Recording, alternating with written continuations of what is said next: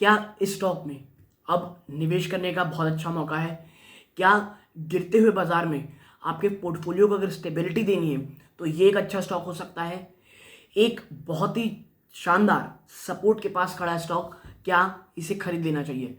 ऐसे बहुत बहुत सारे सवाल दोस्तों अभी स्टॉक में इस स्टॉक के ऊपर लगातार आ रहे हैं और वापस से रिटेल निवेशकों का जो आप कह सकते हैं अट्रैक्शन है वो इस स्टॉक के ऊपर इसलिए बढ़ चुका है क्योंकि हर एक सेक्टर में लगातार दबाव बना हुआ है दोस्तों। हर एक आप कह सकते हैं इंडाइसेस नेगेटिव ट्रेजेक्टरी में दिखा रहे हैं।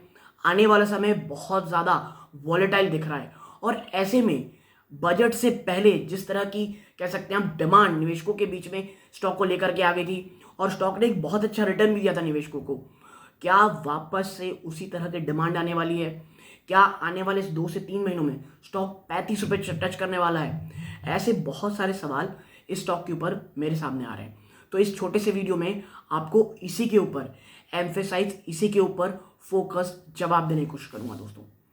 बात कर रहा हूं मैं IRFC की। देखिए करेंटली अगर आज आप देखेंगे, जब ये वीडियो मैं आपके साथ शेयर कर रहा हूं, स्टॉक लगभग 27 रुपये में ट्रेड कर रहा है दोस्तों। ठीक है, और ये दोस्तों अगर आप देखेंगे ना तो स्टॉक एग्जैक्टली बजट के पहले एक शानदार रैली दिखा रहा था। एक तरह से अनप्रेसिडेंटेड डिमांड थी। कईयों को ये इसमें कह लीजिए जो तेजी आई थी, कईयों को ये लग रहा था कि भाई सरकार OFS लाने वाली है इसलिए स्टॉक को बहुत ज़्यादा भगाया जा रहा है। कईयों का ये कहना था कि भाई RVNL को जो इतने शानदार प्रोजेक्ट्स मिल रहे हैं, चाहे वो इंडिया में हो या अब्रॉड में हो, उनको जो फाइनेंस है शायद ये कंपनी देगी, इसलिए इतना ज़्यादा बुल रन स्टॉक में देखने को मिल रहा है। लेकिन अगर आपको याद हो, मैंने कहा था देखिए बाय ऑन डिप्स की स्ट्रैटेजी है स्टॉक के लिए। 35 से कह लीजिए 35 के आसपास स्टॉक एक बहुत बड़ा रेजिस्टेंस है और एग्जैक्टली उसी के आसपास स्टॉक ने कह लीजिए रेजिस्टेंस पाया और वहां से एक बड़ी गिरावट दिखानी शुरू की और स्टॉक मेरे ख्याल से 52 वीक हाई अगर आप देखेंगे तो 27 रुपये के आसपास रहता है। तो वहां से एक बड़ी गिरावट दिखानी शुरू की और स्टॉक आज 27 रुपये के आसपास वापस से ट्रेड कर रहा है। और वो आप कह सकते हैं डिमांड जो बजट के पहले थी वो कहिए चेंज हो गई और स्टॉक वहां से एक बड़ी गिरावट दिखाया। लेकिन जिस तरह के पैटर्न बन रहे हैं, जिस तरह से स्टॉक में मजबूती दिख रही है, और देखिए सबसे बड़ी चीज स्टेबिलिटी, यहाँ से कोई बहुत ज़्यादा नेगेटिव जाना स्टॉक के लिए मुझे अभी टफ लगता है। रिटेल निवेशक क्योंकि इतनी ज़्यादा सवाल पूछ रहे हैं स्टॉक में कि वीडियो बनाना पड़ा, वरना आपको जो मैंने पहले कहा था वो आज भी कहता हूँ। मैंने जब Q3 के पहले जब इसके ऊपर वीडियो बनाया था, मैंने कहा था कहीं से कुछ भी बहुत ज़्यादा एंथुजियाज्म या एंथुजियास्टिक होने की ज़रूरत नहीं है। स्टॉक के रिजल्ट के बाद भी कुछ नहीं बदलेगा, कंसिस्टेंट परफॉर्मर रहा है, उसी की तरह आगे बढ़ेगा। कोई भी हाई होप्स मत रखिए। स्टॉक कब भागेगा कब गिरेगा ये ना आप जान सकते ना मैं जान सकता हूँ, और कोई भी ऐसी बड़ी न्यूज़ नहीं रहती जो मैं आपको तुरंत तुरंत वीडियो बना के दूँ।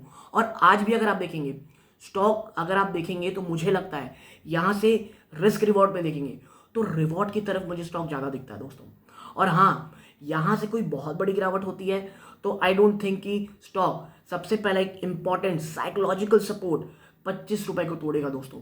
ठीक है, लेकिन एक बार स्टॉक ने अगर 30 के ऊपर शुरुआत की, देन 33 और उसके बाद एट रेंज या कह सकते हैं जो सबसे बड़ा रेजिस्टेंस मुझे दिखता है वो है 35। और मुझे ऐसा लग रहा है स्टॉक अब ऊपरी स्तरों पे ज़्यादा जाएगा ना कि निचले स्तरों पे। डिस्क्लोजर के रूप में IRFC में मैंने जैसे आपको पहले बताया था, जब ये 34-35 गया था मैंने वहाँ पे अपने प्रॉफिट बुक कर लिया था और अब वापस से मैंने इसे एक्यूमुलेशन स्टार्ट कर दिया है दोस्तों। और इसीलिए मैं आपके साथ शेयर कर रहा हूँ कि भाई देखिए अगर आपका विजन लॉन्ग टर्म का भी है और या इस वॉलेटाइल मार्केट में एक ऐसा स्टॉक जो एक कंसिस्टेंट परफॉर्मर रहा है, जो बहुत शानदार डिविडेंड यील्ड भी देता है, अगर आपको आपके पोर्टफोलियो में रखना है तो ये लेवल जहाँ पे अभी ट्रेड कर रहा है वो भी अच्छा है दोस्तों। लेकिन ऐसा नहीं कि एकदम गिरावट नहीं हो सकती, क्योंकि बाजार अभी भी वीक दिख रहे हैं दोस्तों। और यहाँ से अगर गिरावट शुरू होती है तो फिर आप देखेंगे कि एक ट्रेमेंडस गिरावट की शुरुआत स्टॉक में उतनी ज़्यादा नहीं होगी जितनी बाजार में दिखेगी दोस्तों। तो अगर आप एक लॉन्ग टर्म इन्वेस्टर हैं तो मुझे लगता है ये जो स्टॉक है आपके इन लेवल्स में पोर्टफोलियो में होना चाहिए। देखिए ये उनके लिए स्टॉक नहीं है अभी जो ये सोच रहे हैं कि आने वाले 2-4 महीनों में स्टॉक भाग जाएगा, लेकिन हाँ मुझे ऐसा लगता है इन स्तरों पे आने वाले 2 से 3 महीनों में IRFC एक डिसेंट रिटर्न देगा, ना कि डाउन साइड रिस्क में जाएगा। एक्यूमुलेशन मोड पे रहें, लंप सम में कोई बहुत बड़े निवेश से बचें। पर्सनली आप मुझसे पूछेंगे तो मैं भी इसे आप कह सकते हैं SIP मोड में खरीदारी कर रहा हूँ, लमसम नहीं किया है। और मेरा विजन इसमें अभी यहाँ से कह सकते हैं एटलीस्ट मुझे जो डाउन साइड दिखता है यहाँ से 25 और बहुत ज़्यादा हुआ तो 23, ये इसके वो लेवल्स हैं जो मुझे टूटते भी दिखाई नहीं देते हैं। ये मैं ऐसा ज़्यादा स्केप्टिकल इसलिए साउंड कर रहा हूँ दोस्तों क्योंकि बाजार में भी कोई भी दशा और दिशा दिखाई नहीं देती।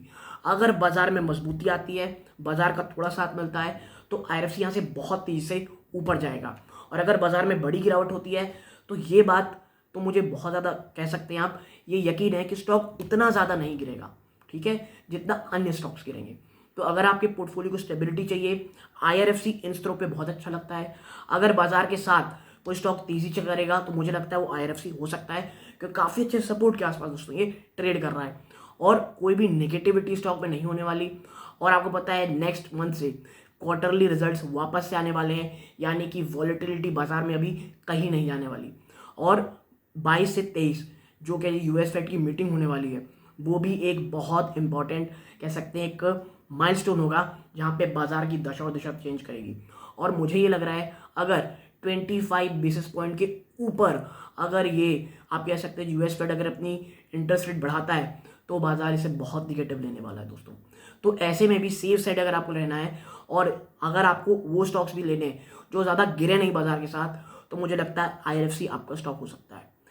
इसीलिए कह रहा हूँ IRFC में अभी और बाजार में पूरे स्टॉक मार्केट में पैसे डबल करने के बजाय पैसे बचाने की सोचें, बाजार में स्टेबिलिटी खोजें। और अगर आप कह लीजिए थोड़े से कम रिस्की आप कह सकते हैं कम से कम रिस्क रखते हैं तो बाजार से दूर रहें, क्योंकि अभी बाजार बहुत नेगेटिव है दोस्तों। तो यदि आपको ये छोटी सी एनालिसिस पसंद आई हो, क्योंकि देखिए ये छोटी सी एनालिसिस इसलिए है क्योंकि बाजार अभी बहुत बहुत वॉलेटाइल है दोस्तों। और ऐसे समय में उन स्टॉक्स की ओर हमें ज़्यादा निवेश करने की सोचनी चाहिए जो आपके जो कह लीजिए कैपिटल है उसे बचाएं, ना कि कैपिटल को बहुत तेज बढ़ाने के चक्कर में बहुत ज़्यादा गिरावट दिखा दे। तो ये चीज़ प्लीज़ अपने दिमाग में रखिएगा। तो यहाँ तक जुड़े रहे, अपना कीमती समय दिया, इस बात का बहुत बहुत धन्यवाद। ये इस वीडियो का अंत है। जय हिंद दोस्तों।